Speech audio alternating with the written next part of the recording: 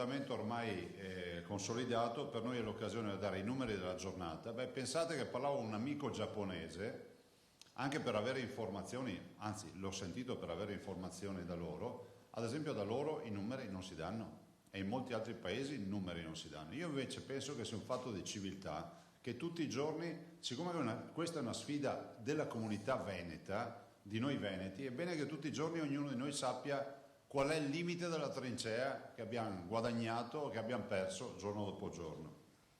Le persone in isolamento oggi sono 20.064. Cesare, cosa succede? Le persone in isolamento sono 20.064. Ce la fai, Cesare? Prego. Ah, dici proprio in ritardo, non sai che... Scusate un attimo, aiutiamo anche TG2. Mettiamo forse qua. No, a posto. A posto. Ecco, vi dicevo, le persone in isolamento sono 20.064. Chiara, dimmi se vado troppo veloce. Il numero di positivi ovviamente sale, sono 8.358, ma questo in virtù della campagna dei tamponi, pensate che ne abbiamo 5 o 6.000 in lavorazione all'azienda ospedaliera di Padova, nel senso che abbiamo ancora tamponi di 2 o 3 giorni fa che dobbiamo ovviamente validare. I ricoverati sono 1.941. 1941, vedete che ci avviciniamo alla fatidica cifra dei 2000 e quindi stiamo parlando di un contingente di 2000 letti dedicati e operatori e strutture dedicate a questo. Poi voglio tornare su questo numero perché vedo che c'è qualcuno che ha da ridire sugli ospedali e sulle scelte fatte in Veneto. Terapia intensiva, 355 persone in questo momento intubate che vengono seguite H24 dai nostri operatori in una condizione di certo non felice dal punto di vista sanitario, sono 355 persone. I morti sono 392, ci avviciniamo ai 400 morti. 392 persone, voi sapete come la penso io, che sono morte a causa del coronavirus. Sì, molti cronici, molti con pluripatologie, però è pur vero che se non avessero avuto il coronavirus magari avrebbero vissuto sicuramente di più e sarebbero morti, avrebbero perso la vita per altre motivazioni, ma di certo il coronavirus ha dato il colpo di grazia a tutte queste persone. Nota positiva, i dimessi, stiamo galoppando verso il migliaio, 715. Vi ricordate che i primi giorni avevamo un dimesso, 2 dimessi, siamo a 715 dimessi, quindi sta aumentando e questo è un dato assolutamente positivo per noi. E poi il dato, diciamo, della giornata è che questa notte, diciamo, in queste ultime 24 ore, 59 nati. Quindi siamo sempre in linea nelle diverse giornate con 59 nati. Allora, devo dirvi che qualche tiratina d'orecchie, mi permetto di dirlo, la devo dare. Sono arrivate un sacco di segnalazioni ieri di gente che evidentemente non ha capito di cosa stiamo parlando. Lo dico con dispiacere perché non è che oggi non rispettare la regola significa aver vinto i punti di qualche concorso. Oggi non rispettare le regole significa mettere a repentaglio la propria vita e quella degli altri. Quindi un atto di responsabilità e se non lo si fa è un atto di grandissima irresponsabilità. Mi sono arrivate foto di molte persone che passeggiavano. Pensate, un agricoltore mi ha detto: guardi, io sono in mezzo ai campi e sto arando il campo, sto preparando per seminare. Ecco cosa le mando. Tac, ha fatto un bel po' di foto dalla cabina, dalla guida del trattore, di gente tranquilla che passeggiava col cagnetto in mezzo ai campi, perché poi in mezzo ai campi magari i carabinieri non arrivano, la polizia non ti vede, però non è che stai facendo una furbata a scapito di qualcuno, lo fai a scapito di te stesso. Cioè, se non avete capito che le restrizioni sono state fatte per uscirne velocemente da questa partita, lo capirete in altre maniere. Io capisco che star sempre chiusi in casa non è una bella roba, a parte il fatto che si può uscire di casa per quanto possibile nel raggio di 200 metri, però è pur vero che noi dobbiamo assolutamente rispettare le regole. Le regole ci dicono che la prossima settimana sarà cruciale. Segnatevi i dati di oggi, li andremo a vedere alla fine della prossima settimana, e dipenderà molto da quanto bravi saremo ancora nel rispettare le regole. Rinnoverò l'ordinanza, non vi so dire in che termini, non vi so dire ancora, perché stiamo facendo delle valutazioni, se ampliarla ad alcuni aspetti oppure no, però verrà rinnovata. Abbiamo la volontà di lanciare la sfida per la prossima settimana. È una sfida importante, che è una sfida che ci permette, se siamo bravi, credetemi che dipende molto da come rispettiamo le ordinanze, il fatto di stare a casa, di evitare rapporti con le persone, di non fermarsi a parlare col vicino di casa, di non fare tutte quelle robe che vi sto elencando tutti i giorni. Questo ci permette forse di considerare una settimana cruciale. Se dovesse qualcuno chiedermi ma la prossima settimana come sarà? Cruciale. Ce lo dicono i modelli matematici, gli algoritmi, sui quali grazie all'attenzione dei veneti siamo in ritardo, quindi le restrizioni comunque sono servite e quindi il sacrificio che abbiamo fatto è servito, perché essere in ritardo di 4-5 giorni vuol dire che l'unico effetto può essere quello delle restrizioni, che non siamo andati in piazza, non siamo andati a far Comarò, non siamo andati a fare tutte quelle cose che si potevano fare, e questo ci fa dire però che sarà la settimana cruciale. Io spero, ve lo dico, domenica prossima di dirvi guardate, stiamo cambiando direzione, ma oggi non ve lo posso dire, perché con i numeri che vi ho presentato oggi, con quasi 2000 persone in ospedale, quasi 2000 persone, 2000 letti in ospedale e 355 persone in terapia intensiva, qui non c'è da sorridere. E ve l'ho detto anche ieri, parlo ai cittadini che mi ascoltano, ormai siamo nella condizione di dire, una volta si diceva, no, una volta qualche anno fa, diceva ogni veneto o ha un parente che è emigrato o conosce qualcuno che è emigrato. Oggi ogni veneto o ha un parente che è stato colpito dal coronavirus o conosce sicuramente qualcuno che è stato colpito dal coronavirus. Ormai è endemica questa cosa. Quindi con 355 morti e 2000 persone, esattamente 1941 persone ricoverate, c'è poco da far festa. Lo dico in generale perché il cambio di direzione io spero lo si possa vedere la prossima settimana, però bisogna tenere duro, rispettare le regole e non assolutamente distrarci. Quali sono ancora le emergenze che avremo? Prima, provincia di Verona. Provincia di Verona è in una fase di focolaio importante, ci preoccupa, è ancora sotto controllo, però è una provincia che paga lo scotto di alcune contingenze che sono chiare e ovvie. Abbiamo avuto ad esempio pazienti che ci sono arrivati via auto, giustamente, per chiedere cure da fuori regione. La contiguità con Brescia ha comunque significato questo. La contiguità con il grande focolaio di Brescia comunque è inevitabile, il virus non conosce confini e quindi la battaglia la dobbiamo fare anche noi. Io spero che Verona si possa chiudere bene questa partita su Verona, però sappiate che su Verona stiamo allestendo terapie intensive, su Verona abbiamo non solo i 2 direttori oggi impegnati, ma ho voluto personalmente che ci andasse e faccia presenza e supervisione il dottor Paolo Rosi, che è responsabile del 118 del Veneto, è persona di sicura e provata esperienza, è colui che peraltro per Don Dante Carraro, per QAM, i medici con l'Africa, è andato a dar vita al 118 in Sierra Leone. Quindi lì c'è anche questo nostro manager che è Paolo Rosi, il dottor Paolo Rosi, che sovraintende e coordina tutto il tema emergenza-urgenza, non perché gli altri siano incapaci, ma porta quell'esperienza in più che ci serve in un momento in cui c'è bisogno. Se è vero che abbiamo una sanità di livello, è altrettanto vero che abbiamo un manager di livello, e come in una guerra, diciamo, i soldati vengono spostati, i generali, i colonnelli, coloro che fanno le strategie vengono spostati in base al nemico. Il nemico oggi ci dà un fronte là, l'altro fronte è quello delle case di riposo.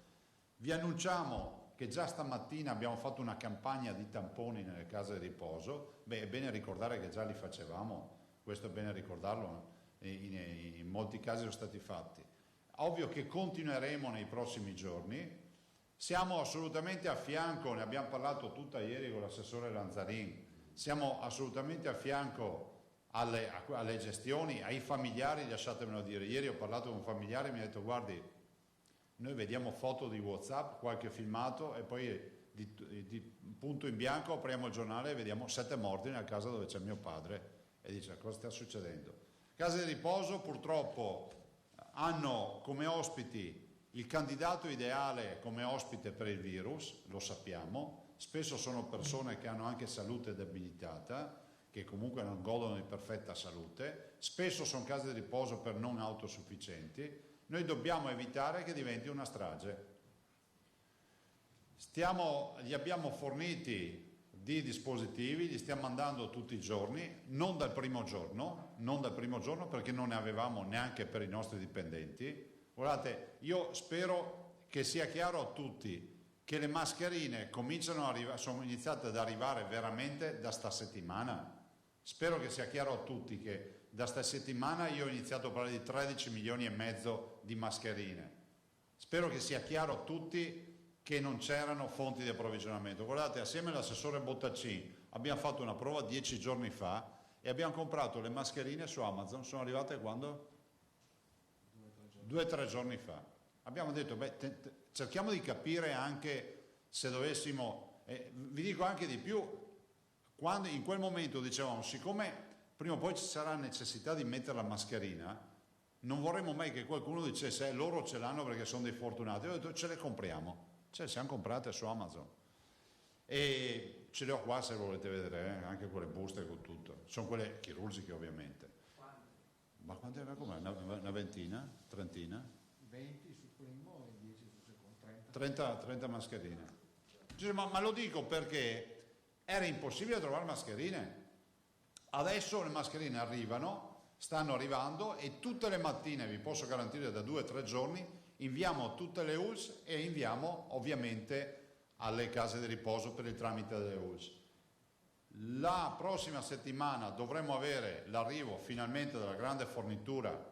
Ci abbiamo comprato 2 milioni di PFF2, che sono le mascherine, diciamo quelle che vanno per la maggiore, poi c'è la PFF3 che è quella proprio da intensivisti eccetera, ma avere già le PFF2 vuol dire avere in mano un lingotto d'oro. Ecco, dovremmo aver trovato la prima grande fornitura. Pensate che abbiamo messo a sistema mi piacerebbe che un giorno andaste a valorizzare questa ditta, la ditta Bravin di Caorle, mi sembra si chiami Ocean Blue, fanno mascherine chirurgiche, loro le abbiamo messe a sistema, ne fanno 10.000 al giorno, le compriamo tutte noi, quindi loro ogni settimana ce ne hanno 50-60.000. Nessuno sapeva l'esistenza di questa azienda e anche lì siamo andati a intercettarla, ormai da una quindicina di giorni che stanno producendo. Comunque è una piccola goccia, ma sappiamo che tutti i giorni abbiamo 10.000 mascherine chirurgiche. Case di riposo, ovviamente lo screening, l'assistenza medica sanitaria e ovviamente un lavoro coordinato. Adesso stiamo tentando anche, alla volta di domani penso ce l'avremo, redigendo un nuovo piano. Noi sapete che avevamo tutte le circolari direttive, cerchiamo di fare anche un nuovo piano ad hoc per le case di riposo, non escludendo se fosse necessario anche di prevedere lo spostamento di alcuni pazienti, però dobbiamo capire nel piano cosa ne viene fuori, perché capite che i pazienti, se li portiamo in ospedale, è come portare uno dalla brace dalla griglia alla brace, cioè in ospedale è il posto meno indicato. In ospedale bisogna portare chi deve essere curato, cioè non può essere, come si può dire, un parcheggio per lungodegenti, soprattutto in questo momento, perché il pericolo virus negli ospedali è evidente. E sui tamponi abbiamo fatto anche oggi il punto della situazione, noi abbiamo una capacità di circa 11.000 tamponi in questo momento, quotidiani, però è bene che io vi dica, li stiamo facendo, però è bene che io vi dica che il grande fattore limitante stanno diventando i reattivi. Stiamo facendo il diavolo a quattro con le microbiologie per trovare alternative, perché le grosse aziende non ci forniscono più reattivi e mancano anche gli stecchi con i tamponi. Quindi possiamo anche stornarla col cotton fioc, però dobbiamo farci tutta una serie di procedure e comunque ci manca poi il reattivo, perché abbiamo le macchine per leggere i tamponi, ma chi ci ha dato le macchine non è più in grado di fornirci i reattivi. C'è il mondo intero, no? Quando siamo partiti noi ormai abbiamo quasi, possiamo annunciarlo per stasera, abbiamo 100.000 tamponi fatti. Questo è il numero, siamo arrivati a 100.000 tamponi. Attenzione che non ne producevamo 11.000 al giorno prima andavamo via molto a scartamento ridotto, 3.000, 3.500. Il vero tema qual è? Il vero tema è che oggi il mondo intero si è accorto che la politica dei tamponi funziona e come accade sempre, quando tutti vogliono la Coca-Cola non si trova più. E quindi sui tamponi abbiamo questo fattore limitante. Arriveranno a sistema per martedì, mercoledì prossimo, oltre 700.000 test istantanei. Guardate che quando dico arriveranno, dico che arrivano dalla Cina, quindi immaginate nella nostra testa, nella nostra programmazione, quanto prima siamo partiti. Questi ci permettono di integrarli con i tamponi e di fare, in virtù di una sperimentazione che abbiamo fatto, questo ve lo annuncio, e noi il test rapido, che è quello con la goccia di sangue per capirci, che cerca gli anticorpi, lo stiamo testando ormai da 20 giorni, un mese. Sembra che possiamo essere certi, o quasi, stando ai primi dati che abbiamo, che al quarto o quinto giorno di sintomi il test ci dà già la risposta positiva. Il che capite che è un tampone che arriva quasi in contemporanea col tampone, perché se tu devi fare un tampone a un cittadino, cioè non è che arrivi proprio il primo giorno che ha il sintomo gli vai a fare il tampone, no? Anche da un punto di vista organizzativo non ci riusciamo. Quindi metti che arriva il secondo o terzo giorno, al quarto o quinto giorno anche il test in un quarto d'ora ti dà anche l'esito, per cui nelle linee guida adesso integriamo i test, ne abbiamo 700.000, vi ricordo 700.000 test abbiamo comprato, le integriamo anche per degli screening di massa per la ricerca anticorpale.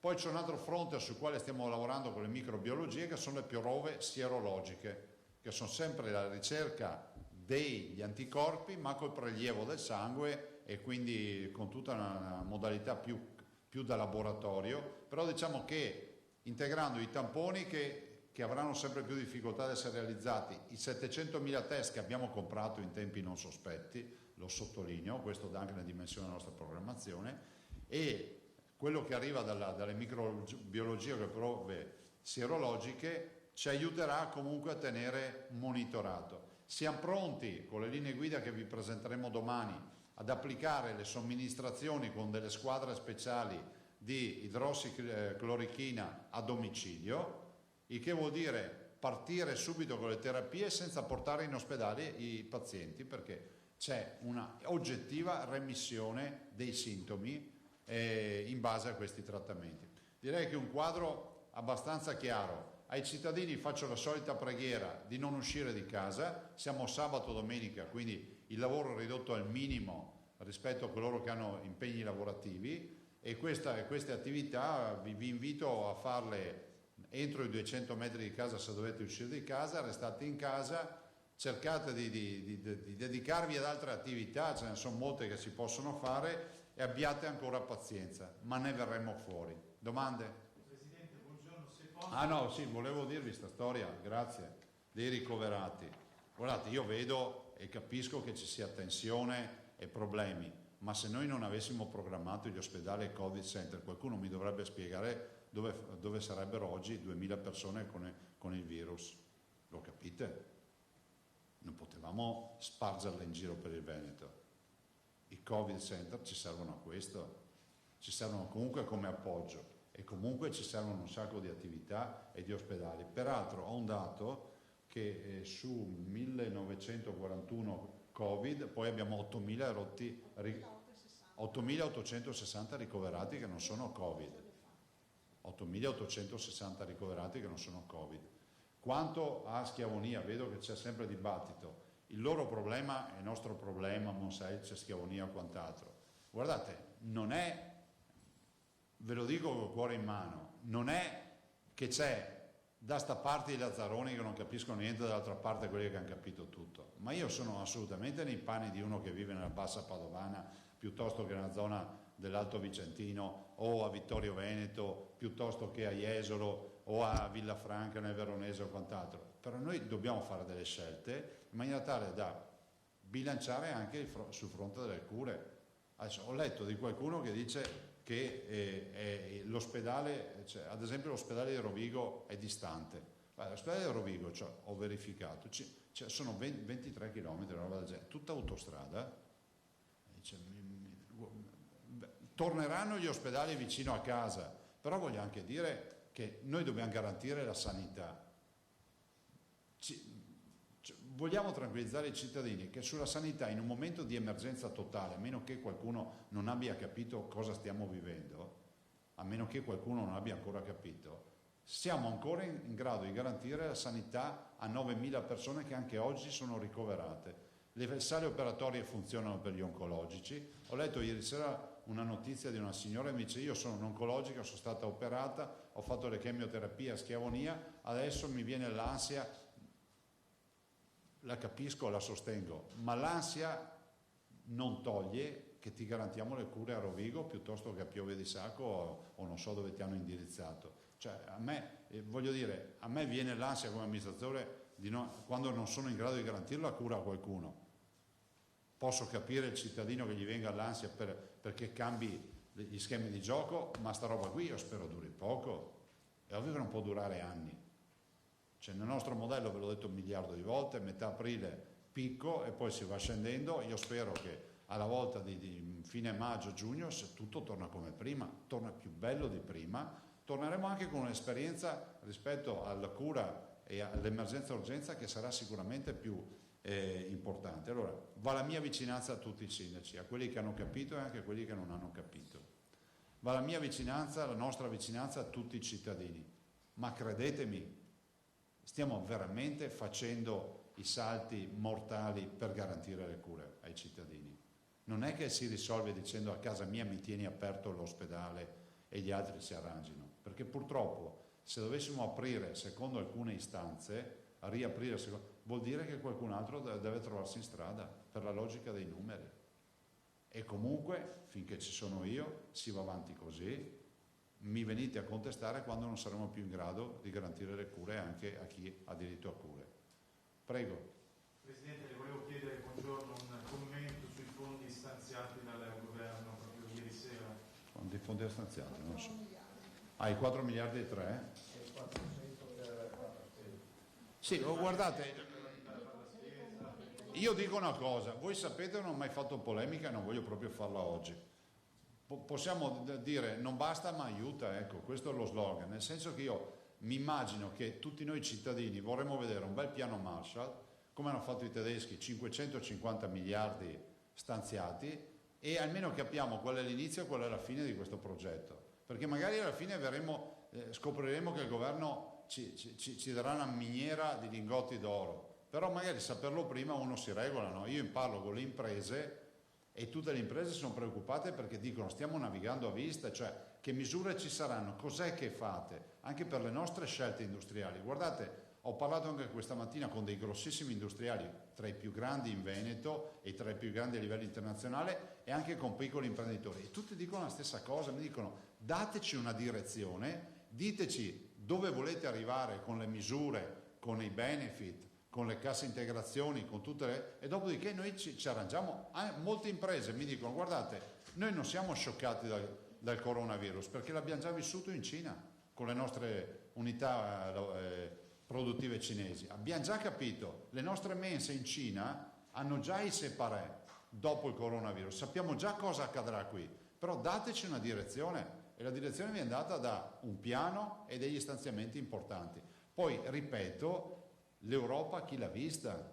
Cioè, questo paese deve battere i pugni per l'Europa, cioè l'Europa è scandalosa, non c'è Europa, ed è scandaloso che stiamo qui a discutersela tra regioni, governo, regioni, avanti così. L'Europa dov'è? E quindi il mio invito al governo è che spacchi tutto, cioè deve farsi sentire in Europa. Grazie. Prego. Una domanda. Vorrei capire come commenta le affermazioni del ministro Boccia su ben due fronti. Il primo, le regioni da sole sarebbero crollate, ha dichiarato se l'autonomia e sussidiarietà è un conto, se l'autonomia è fare da soli perché si pensa di fare meglio, la risposta è no perché crolli. E poi ancora per quanto riguarda la polemica sulle mascherine, ha detto senza lo Stato non ci sarebbe stato nulla, ovvero ha sottolineato che l'organizzazione della sanità è regionale, ma senza lo Stato non ci sarebbe quasi nulla se non le cose che erano nei depositi. Beh, guardate, non è proprio così, però eviterei la polemica. Sto pensando a tutti i familiari che hanno a casa una persona malata o peggio ancora quelli che hanno i morti. Sentirsi dire che se non c'è lo Stato saremo tutti a cartoni, decisamente no. Vi lascio uno schema, poi ognuno di voi lo leggerà come vuole, di cosa abbiamo chiesto, di cosa abbiamo avuto. E non sono uno che ha mai fatto polemiche. Non ho neanche preso in mano la mascherina famosa per dire io, cioè, l'ha fatto tutti. Guarda, io non ho mai fatto polemiche. La definisco, spero sia uno scivolone perché è un'uscita infelice, perché la Regione del Veneto sta comprando mascherine, la Regione del Veneto sta facendo quello che deve fare, ma non mi risulta che siano stati riempiti di mascherine o da quant'altro. Punto. Allora, se si vuole la polemica la facciamo, ma la facciamo dopo. Noi rispondiamo con i numeri e con i fatti. Bene. Abbiamo 700.000 kit test rapidi in arrivo. Se mi dice quanti ne ha il governo in arrivo di test rapidi da distribuirci, ci misuriamo su questo magari, no?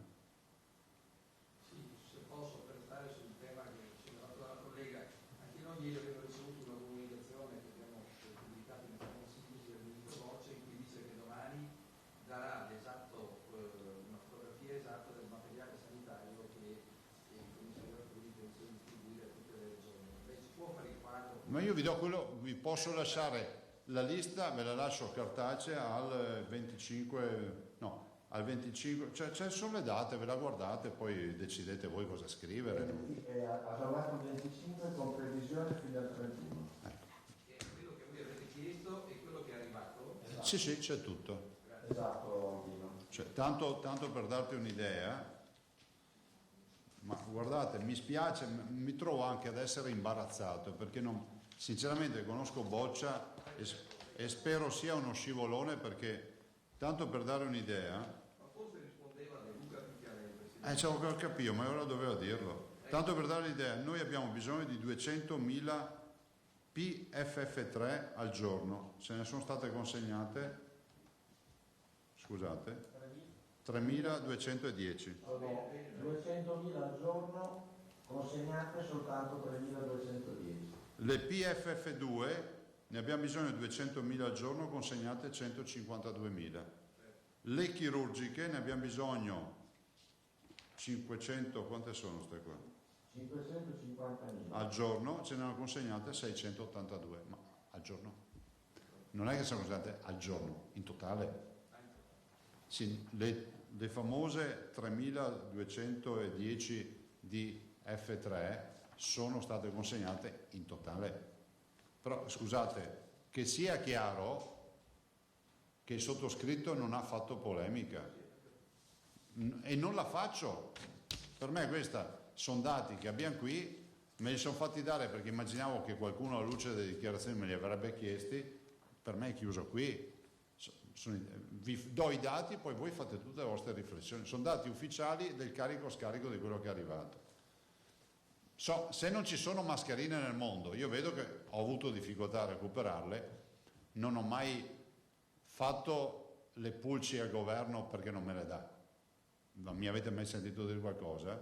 Boh, ma che adesso si rovesci la frittata mi viene da ridere. Altro? Io se posso, sempre sui temi così di carattere politico generale, noi oggi abbiamo pubblicato una lettera aperta del sottosegretario Bagliati che a nome del governo si è permesso di lanciare un appello alle categorie economiche e alla classe politica. Lui ritiene che il Veneto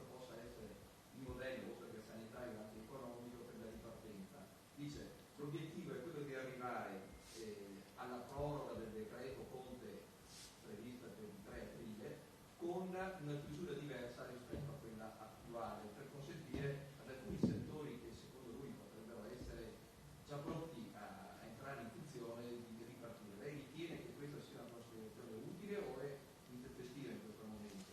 Ma guardi, non faccio nessun commento, anche perché le ultime volte, poi quando facevamo gli incontri del governo, mi sembra aver capito che le idee erano di tutt'altro tipo, per cui non ho nulla da commentare.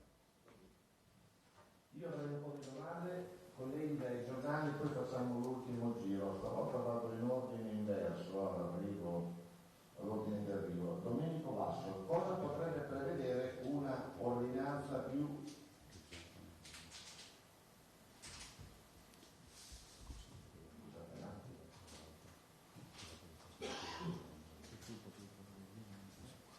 Sì, no, non mi ricordavo un passaggio, senza polemica, Variati l'ultima volta sosteneva che io potevo fare le ordinanze, poi è stato smentito dal governo che c'è, per cui noi dobbiamo avere un interlocutore e il nostro interlocutore è il governo, perché anche in videoconferenza, quando io ho detto guardate che avete il sottosegretario che dice possiamo fare le ordinanze, ci hanno detto no, le ordinanze si fanno quindi è per questo che non voglio replicare. Grazie, prego. Il collega Domenico Basso del TV al settore dice cosa potrebbe prevedere eventualmente un'ordinanza più restrittiva? Ma adesso stiamo valutando, vi dico anche che stiamo valutando fino in fondo anche il tema dei mercati. Punto. Non vi ho detto che li chiudiamo, stiamo valutando anche il tema dei mercati. A questo punto inverto l'ordine delle domande perché casca a fagiolo quello che lei ha detto, perché Paolo Drinis, Mediaset, dice ieri nelle piazze di Padova Piazza delle Erbe presa No, guardate, è insostenibile. Cioè, se la vedete con l'ottica epidemiologica della diffusione del virus, ieri si è creato il contesto ideale per diffondere il virus. Punto. Non è che non faccio lezione a nessuno, la faccio a me stesso. Cioè, sono tutti più bravi di me, però io ho l'obbligo, avendo la responsabilità, noi avendo la responsabilità sanitaria, di dirvi che in quel contesto non si fa sanità. Tra l'altro tanta gente senza mascherine, oltretutto. Le sue parole di ieri, dice Lavanzana, hanno gettato nello sconforto operatori e familiari delle case di riposo che si sono sentiti abbandonati. Com'è che oggi ha cambiato idea? No, ma scusa, ma chi è che ha cambiato idea? Io non ho cambiato idea, ho semplicemente detto, tanto è vero che oggi abbiamo fatto già il primo giro di tamponi, bisognerebbe capire cosa intende, cioè cosa ho detto io ieri che ha gettato nello sconforto i familiari, non lo so. Chiamala e sentiamola in diretta. Grazie. Altro ragazzi? Ma io ne approfitto su questo momento, Presidente. Senta, ieri la Federazione dei Comuni del Campo San Pierese, forse anche su sua indicazione, ha sperimentato i droni per il controllo delle restrizioni oltre la temperatura. Se ci sono persone in giro che ancora oggi ignorano le restrizioni, sarà questo il futuro? Ma sai, cioè, questa è l'intelligenza artificiale, è ovvio che si viene, come si dice, ci viene in aiuto, noi la guardiamo con attenzione. Ovvio che poi ci sono dei temi che devono essere affrontati a livello nazionale, perché è un tema di sicurezza, di privacy. Forse c'è l'Alda? Prego. Sì, c'è l'Alda può parlare, speriamo che si senta, che ormai lo dopo io. Ciao Alda. Una mia domanda riguarda le dichiarazioni che lei ha fatto ieri. Prego.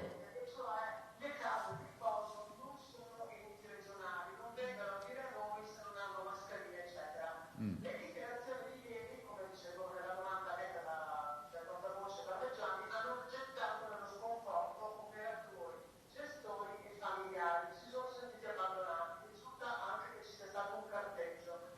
Le opposizioni in Consiglio regionale hanno detto che comunque questi sono enti che dipendono dalla programmazione regionale.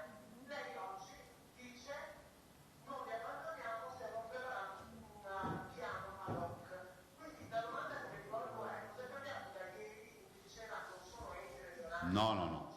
Stiamo preparando un piano. Non è cambiato nulla, perché io ieri non l'ho detto con quel forse sono stato male interpretato. Io ieri ho detto, guarda, ai quai colleghi che annuiscono, ho spiegato il tema che se mi chiedi le mascherine, dicevo te le porto, Cioè, tanto è vero che le stiamo consegnando da giorni, ma non fate passare l'idea, mi ricordo io la frase, che il tema di recuperare le mascherine fosse una competenza della regione, perché comunque in emergenza la regione c'è dappertutto, potete andare a vedervi anche il video di ieri, mi ricordo le frasi che ho detto, però è pur vero che non può neanche passare adesso l'idea che tutto quello che succede di negativo è colpa della regione. E fra l'altro ho anche aggiunto, guardate che le case di riposo peraltro hanno un consiglio di amministrazione, hanno una gestione, hanno una direzione e sono autonome, il che non vuol dire che vengono abbandonati, assolutamente no, perché noi abbiamo il compito della tutela sanitaria, tanto è vero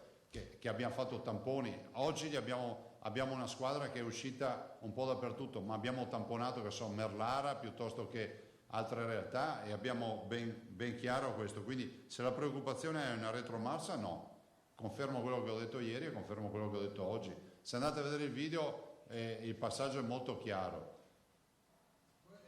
Sul tema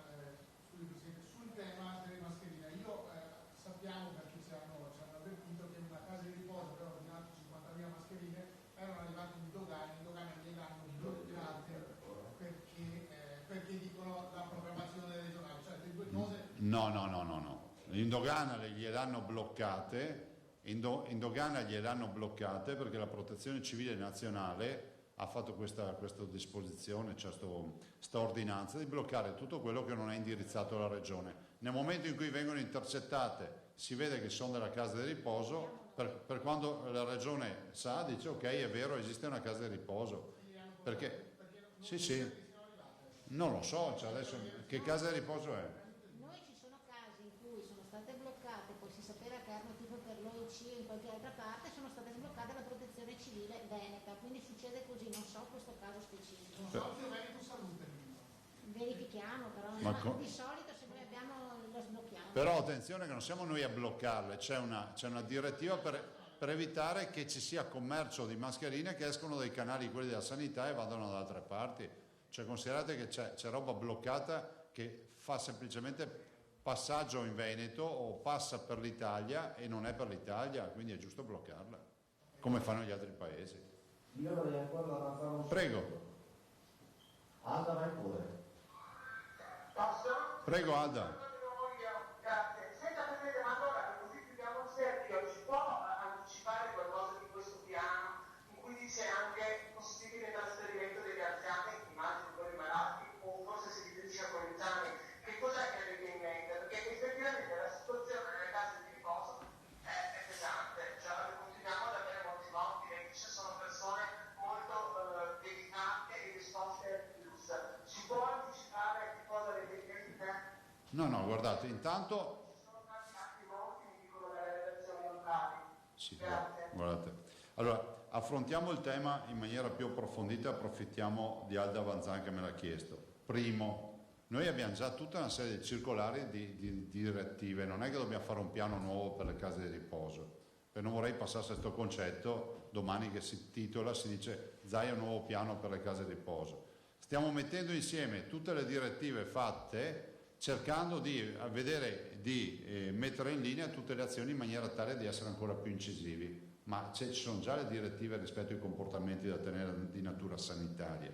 Quanto allo spostamento degli anziani, ho semplicemente detto, magari Alda poi vai a vedere sul video, ho semplicemente detto che non si esclude anche la possibilità di valutare, ho detto, l'eventuale spostamento di qualche anziano, e poi ho anche aggiunto, ovviamente capite che non li possiamo portare in ospedale nei lungodegenti, perché sennò finisce che tornano a casa col virus, parlando degli anziani. Ma è anche vero, e questo non l'ho detto, che ci sono delle case di riposo che molto diligentemente hanno fatto le aree Covid e le aree non Covid, che è esattamente il sistema e l'indicazione che abbiamo sempre dato di separare i due malati. E invece in alcune invece c'è ancora, diciamo, una commistione tra l'infettato e il negativo.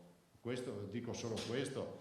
Quanto alle case di riposo, siccome non vorrei che ci fosse qualcuno che, siccome vede che c'è un momento di far polemica, ne approfitta, c'è sempre qualcuno che ha dignità e etica zero, e vi ricordo che il tema delle case di riposo è un tema che tocca tutte le realtà regionali, perché il vero tema sono le case di riposo. cioè non è che è scappata di mano, anzi potrei dire che rispetto a quello che è accaduto in tutte le altre regioni dei miei colleghi, ancora, brutto dirlo, ma ancora non siamo ancora a quei livelli e cerchiamo di tenere ancora rispetto a questo. Considerate che la mancanza di dispositivi all'inizio ha pesato molto sul tema del contagio, come ha pesato molto sul tema del contagio dei nostri sanitari. Ne avevamo a un certo punto oltre 700 a casa in isolamento. Pensate, ultima scusa, sempre per questo, per dare una dimensione, guardate cosa è accaduto a Treviso in geriatria. Geriatria non è altro che la replica di quello che sta accadendo nelle case di riposo. Speriamo non arrivi a quei livelli, ma purtroppo il tema dell'infezione è un tema che ti dà quasi il 100% di garanzia di avere i sintomi tra quei pazienti.